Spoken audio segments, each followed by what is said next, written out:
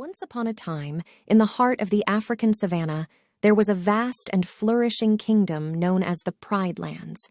This was a land ruled by a wise and just lion king named Mufasa. Under his rule, the animals of the Pride Lands lived in harmony, and the circle of life continued unhindered. Mufasa had a young and energetic son named Simba, who was next in line to inherit the throne. Simba was a playful and adventurous cub, always getting into mischief with his best friend, Nala, a spirited lioness. They would often explore the Pride Lands, despite Mufasa's warnings to stay close to the Pride Rock. One day, as the sun dipped below the horizon, Mufasa and Simba gazed at the stars, and Mufasa explained the great responsibility of being king and the importance of the circle of life. He taught Simba that all living creatures were connected in a delicate balance and that their role as kings was to protect and preserve it. However, not everyone was content with this balance. Scar, Mufasa's brother, harbored jealousy and resentment towards Mufasa for being the king. Scar had a wicked plan to take the throne for himself. He hatched a scheme to lure Simba and Nala into the Forbidden Elephant Graveyard, a place filled with danger and darkness. Simba and Nala, enticed by Scar's tales of adventure, ventured into the graveyard.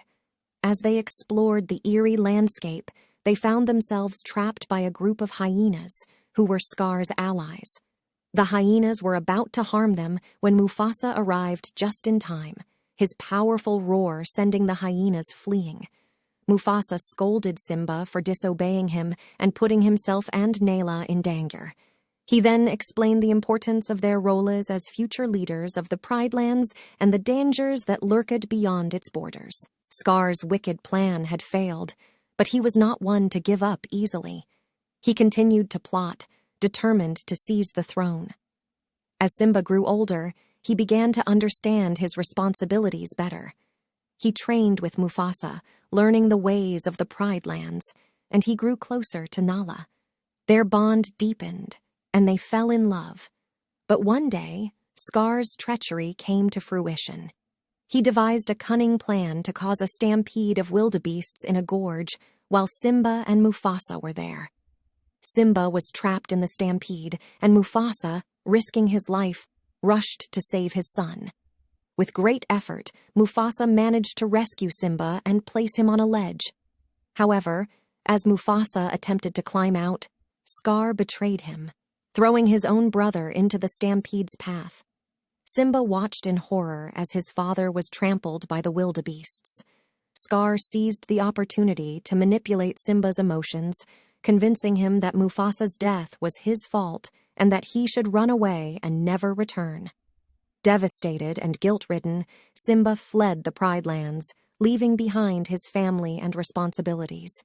He wandered the wilderness alone, his spirit broken. As time passed, the once vibrant Pride Lands began to wither and die under Scar's rule.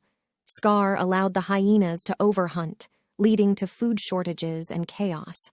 The circle of life was disrupted, and the kingdom fell into darkness. In the wilderness, Simba met a wise mandrill named Rafiki, who showed him a vision of his father in the stars and urged him to embrace his true identity. With newfound determination, Simba returned to the Pride Lands, ready to confront his past and claim his rightful place as king. Simba's return sparked a rebellion against Scar's tyrannical rule. With the help of his friends Timon and Pumbaa, who he met in the wilderness, Simba confronted Scar, and a fierce battle ensued. In the end, Scar's treachery was exposed, and the hyenas turned against him. With the Pride Lands finally free from Scar's oppression, Simba took his place as the rightful king, restoring balance and harmony to the kingdom. The circle of life resumed, and the Pride Lands flourished once more.